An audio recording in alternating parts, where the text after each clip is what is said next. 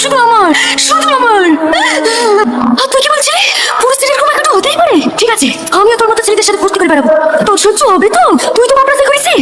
আমি মাপ করবো না, আমি বিয়ে করে তোর সামনে ফুর্তি করবো। তারপর থেকে ও আমাকে এইভাবে বেঁধে রেখেছে, আজকে তোমাকেও পেয়ে গেছে। ও আমার আর থাকলো না, একটা ছোট্ট বোনের কারণে আমার সব শেষ হয়ে গেল। কাজে না ভাই, কিচ্ছু শেষ হয়নি। আপনার স্ত্রী আপনাকে অনেক ভালোবাসে। আমাদের বিয়ে হওয়া সত্ত্বেও ওকে টাচ করার কথা আমাদের স্বপ্নেও ভাবতে পারেন করেছে। জানেন, জানলা ধারে আপনার দিকে চুপি চুপি কান্না করছিল। আর একটা কথা তো ভালো করেই জানেন, মেয়েরা জান দিতে পারে কিন্তু স্বামীর ভালোবাসার ভাগ দিতে পারে না।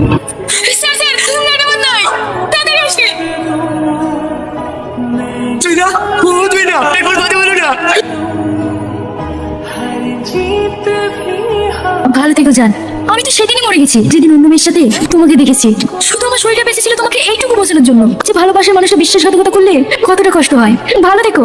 চলে গেলাম না ফেরার দেশে, আর তোমাকে জ্বালাতে কখনো ফিরে আসবো না।